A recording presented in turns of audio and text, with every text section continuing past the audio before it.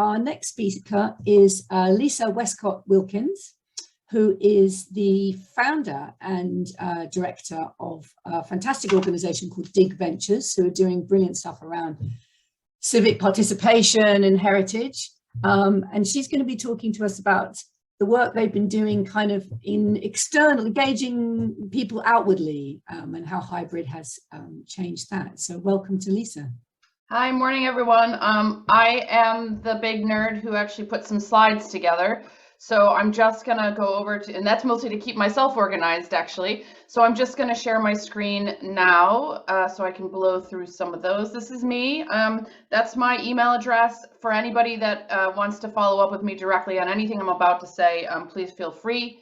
So I wanted to start just by introducing DV a little bit more because we started as a hybrid organization in 2012.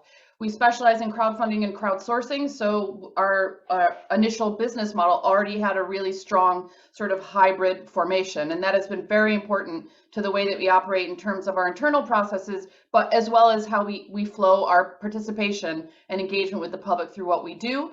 We were the first team in the world to successfully crowdfund and crowdsource an archaeological excavation. So that was our starting point. We realized in the very first moment that half the people who were going to support what we do financially, as well as with their energy, were never ever going to come to any of our sites. And so in 2012, that's where we started. And since then, we've now raised over £2 million. It's probably higher now because we're actively crowdfunding at the minute for our projects this year.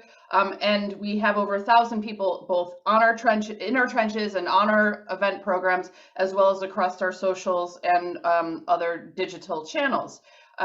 I love this tweet because it basically encapsulates what we do. We turn, watching things into doing things.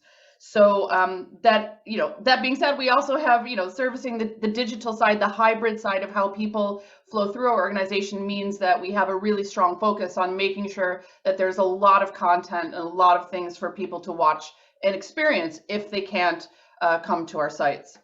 So where we started, we're born digital. What I wanted to say about this is really important, and that follows on from what Zach was saying. Never ever use digital ever to replicate what you're already doing, by layering more tools, for example, onto a Zoom chat for your team or whatever else to interact. Allow being hybrid, allow using that digital to change your practice. What would it look like? How can your workflow be different with the advantages that digital can bring? Also following on from Zach is the whole idea of asynchronous collaboration, meaning some of my team are creative at noon, some of my team are creative at midnight. Some of the people that I interact with and who participate with us are in New Zealand, some are in Alaska. We have to be asynchronous across all of our channels so that when people can consume us or when people can be a part of what we're doing, there is stuff available for them. And then we have these come together points as a team, for example, where we interact. I would also take that a step further and say, does collaboration actually have to start with a meeting? If you want to participate and you want to invite people into your organization, as well as work with the people who are already inside, there are other ways of doing that than saying this is a moment in time that we all have to be at. That first word should be flat, not fault, but we started DV as a flat hierarchy. We talk a lot about personal leadership. One of the hybrid working methodologies, that has been really important for us are team social contracts, resilience check-ins. Again, I know I'm blowing through a lot of stuff, but obviously this is something I'm really passionate about and I've been thinking about for more than a decade. So please do feel free to check in with me after if I don't go deep enough on any of this stuff. I put this final green text, breakfast meetings and last minute London trips, because as Zach was saying, rather than going back to work the same way we always were, let's go forward into work, into a new way of doing things. I was recently asked to attend a breakfast meeting, not going to happen, and also a last minute London trip, which when I checked the train tickets, in order to get there would have been £369, and I'm just not prepared to do that anymore. So I'm now going to move into talking about how COVID has changed and accelerated our participation model, even though we had sort of already started in a hybrid way. So skipped a couple slides. So during COVID, our physical participation went down by 75% and our digital participation went up by 3,100%. Our channels were flooded. you know, initially it was a scramble for us to actually service the demand. So what we did was use things we already had. So we already had an online course, and we already had a festival platform, so a learning management system. I'm really sorry my slides aren't advancing, but so what we did is we just opened up our course for anyone in the world who wanted to use it. These were people who should have been digging with us on site in the summer and obviously couldn't get there. We thought we'd have like a handful of people who wanted to try doing some archaeology online. That ended up at being over 11,000 people in 92 countries.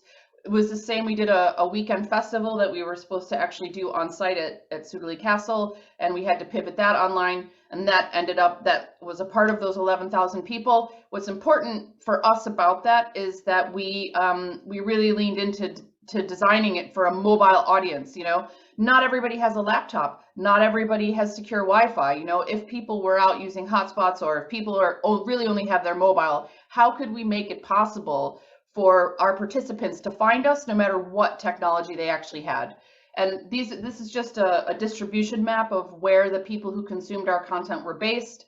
So it was fantastic for us, because normally when people travel to our digs, and this is the festival, we get a high proportion of people who are local to those areas, which is great. But the hybrid model of doing real in-depth, actual participatory guided experiences online meant that we attracted a whole new audience, which is super for us in terms of resilience.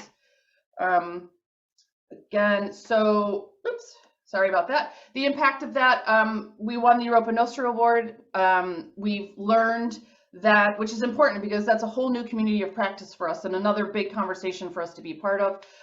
It made things possible for us that wouldn't have been otherwise. For financial health or climate concern reasons, that is becoming increasingly a factor in our decision making. And a high proportion of our audience had never had the opportunity to do any archaeology before. And for them, the experience of doing it online was as real as it would have been, you know, being in a trench, and they're now motivated to go into getting more involved with archaeology. So that's new audience for us, very important. And at the bottom is just something we're thinking about. You know, we see a lot of big organizations struggling with hybrid participation models because they're really worried about making money and how it's going to contribute to their bottom line. So what I would say, if you're in one of those organizations, is look at your bottom line, and is there something maybe that you can add to the bottom line to help make this activity something measurable. It isn't just about the money. And then finally, if I can get my slides to advance, we will never be the same as an organization. We implemented a subs model, which is taking off. Our fifth trench, which is our digital arm, the watch pages that you saw, is now completely equal with what we were doing in person. There are just as many people, if not more, flowing through that. We now have a new community of practice in terms of our peers that we didn't have previously. We think it's a scalable template actually for other organizations to look at in future. So that's my whistle stop tour. I'll stop sharing now.